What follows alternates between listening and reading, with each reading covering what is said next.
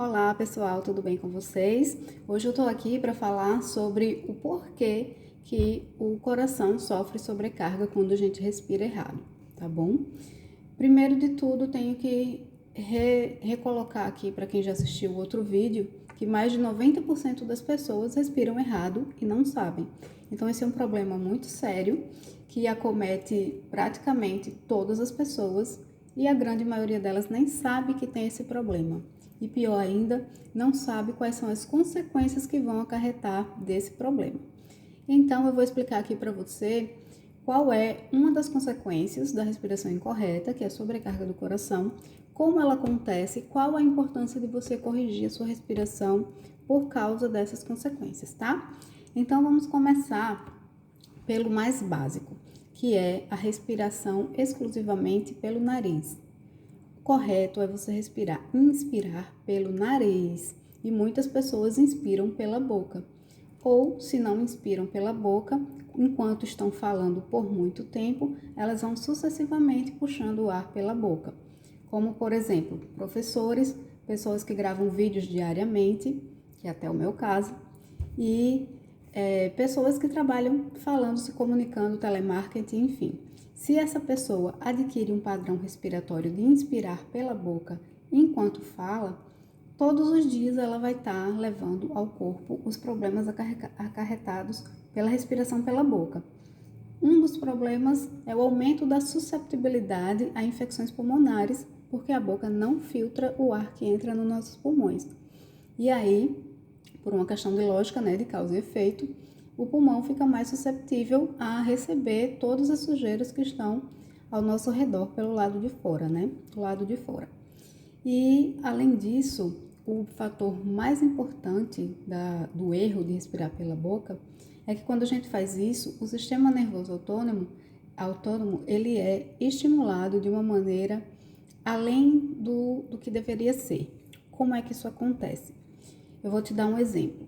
Quando a gente leva um susto, a primeira coisa que a gente faz é isso aqui, Puxa o ar pela boca, certo? Então, existe uma relação muito íntima entre a respiração pela boca e o estado de alerta do corpo.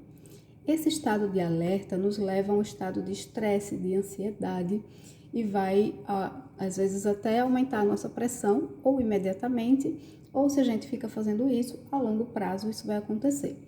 Então, um dos problemas acarretados pela respiração pela boca é o aumento da pressão arterial, certo?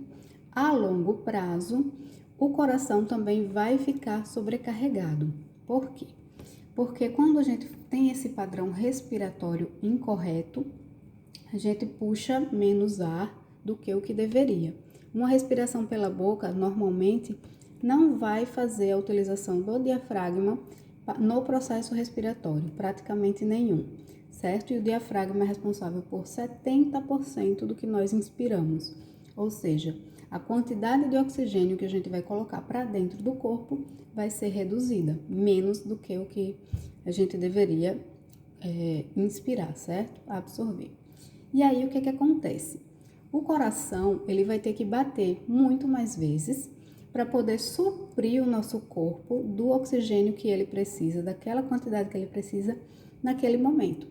Então, se eu estou fazendo uma respiração limitada, superficial, que esse é o segundo problema, a limitação na respiração, eu estou colocando isso aqui de oxigênio naquele momento, quando na verdade eu estaria precisando colocar isso aqui. Então, como é que o coração vai resolver esse problema? Colocar esse volume naquele mesmo tempo. Ele vai aumentar os batimentos cardíacos, tá? Então, em vez de ele bater uma vez só naquele momento, ele vai bater 2, 3, 4, certo? Entendeu qual é a relação? O coração tem que aumentar o batimento cardíaco para suprir o corpo inteiro do oxigênio que ele precisa naquele momento. E é por isso que acontece esse aumento da frequência cardíaca, tá bom? É um dos motivos. Então, um corpo em estado de alerta vai, a longo prazo, como eu já disse, aumentar a pressão arterial, certo? Porque uma das reações é a tensão, certo? E a tensão dos músculos, até mecanicamente falando, quando o músculo se contrai, ele comprime os vasos sanguíneos, certo? Então é um efeito cascata e o coração vai reagir a isso, tá bom? E aí, onde é o maior problema? Onde é que entra o maior problema? Quando pessoas têm problemas associados que também sobrecarregam o coração ou que fazem mal ao coração, como por exemplo, uma pessoa que já é hipertensa por diferentes motivos, pessoas com sobrepeso, pessoas com diabetes, pessoas que fazem academia com excesso de peso, sobrecarrega demais o coração naquele momento de puxar a carga, e ali uma pessoa que já está com a frequência cardíaca acima de 90, por exemplo, por causa do padrão respiratório incorreto, vai aumentar mais ainda a frequência cardíaca por causa do exercício, e é aquilo ali naquele momento, em vez de ele estar fazendo bem para o corpo dele, ele está fazendo mal, tá bom? Porque está sobrecarregando em excesso o coração dele, tá bom?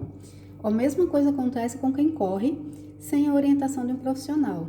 As pessoas pensam, é só chegar, correr, pronto, acabou. Não é verdade. Todo mundo que corre, principalmente quem quer fazer maratona e tal, tem que ter um educador físico personal do lado, orientando como respirar corretamente na hora de correr, certo? Eu não sou da área da educação física, eu não entendo muito bem qual é o processo, se existe uma progressão ou não da respiração para quem corre, mas eu sei que existe um processo respiratório adequado para o momento de correr. E você precisa saber dessa adequação, porque se você tiver qualquer outro problema, como hipertensão, e às vezes nem sabe que tem, né? Ou problema da sobrecarga do coração por causa do padrão respiratório incorreto, você vai potencializar 1 milhão de vezes o seu problema, se você corre sem orientação, entendeu? É realmente, literalmente um perigo, tá? Você pode inclusive chegar até um infarto, porque a corrida é uma atividade de altíssimo impacto, tá bom? Principalmente se for muito prolongada. Então, fechando o parêntese aqui, esse é o maior problema da respiração incorreta, tá? É a sobrecarga do coração e as pessoas não saberem que existe esse problema. O que é que eu recomendo para você? Faça uma medição da sua pressão arterial e dos seus batimentos cardíacos em repouso.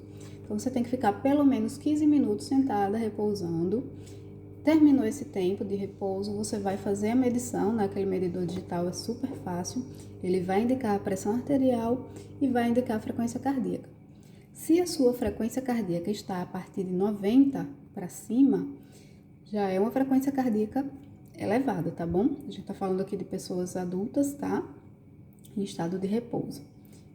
Nessa referência, 90 para cima já está uma frequência cardíaca alta e eu recomendo que você procure um cardiologista para ele orientar você qual é o tipo de atividade física que você vai fazer, e você também deve prestar atenção no seu padrão respiratório, tá? Que ele pode estar associado com esse problema.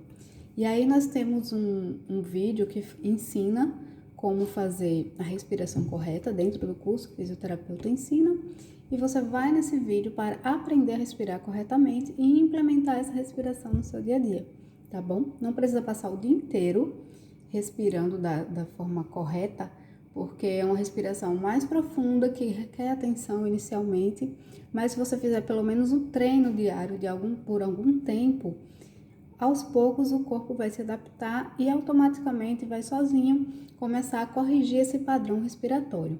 Vai levar um tempo? Vai, porque a gente passou a vida inteira provavelmente respirando errado, né? E corrigir tudo que a gente faz por muito tempo é muito difícil, principalmente coisas automáticas como a respiração. Mas com treino você consegue e vale muito, muito a pena, tá? Esse problema da respiração, ele acarreta muitas consequências, eu tô falando aqui só 2, mas até síndrome do pânico, ataques de pânico, na verdade, pode desencadear, tá bom? Coisa que a gente nem imagina. Então, vale a pena corrigir esse problema, pelo menos prestar atenção nele, tá bom? Se você já tem um padrão respiratório correto, que é muito difícil de acontecer, mas se você já tiver, ótimo, você sabe que tá tranquila, né? Não custa nada a gente avaliar e ver se tá tudo ok, não é verdade? Então, eu recomendo que você faça essa medição da pressão arterial e da frequência cardíaca. Se a pressão arterial tiver a partir de 14 por 9, 10, eu também recomendo que você procure um médico cardiologista para ele avaliar se tem algum problema, você poderá ter algum problema associado. Provavelmente ele vai ver a sua taxa da glicose, o colesterol. Se tiver tudo bem e você tiver só o problema dessa pressão um pouco elevada, tudo bem. Mas se você tem essa medição da pressão, né, uma média de 14/9 para cima, e tiver uma glicose alterada ou o colesterol alterado, por exemplo, aí sim você já tem que se preocupar, porque lá na frente você já vai entrar para o grupo de risco para doenças como o infarto e o AVC, tá bom? E para fechar aqui, finalizar, eu recomendo que você faça essa medição, essa autoavaliação de 6 em 6 meses, ou pelo menos de 1 ano em ano, tá bom? Não custa nada, vai prevenir que você desenvolva algum problema e fique com aquele problema muitos e muitos anos seguidos, né? Sem saber que tem, porque a maioria deles são assintomáticos inicialmente. E quando vem desenvolver algum problema que a gente sente, que sabe que tem alguma coisa errada, já está no estágio muito avançado, já agrediu demais o corpo. Entenderam? Então, recomendo muito. Não esqueçam, de 6 em 6 meses, façam um check-upzinho de como está a pressão e a frequência cardíaca, tá bom? E lembrem de checar a respiração também, tá bom? Então é isso, eu vou ficando por aqui, espero que tenham gostado do vídeo e até a próxima aula.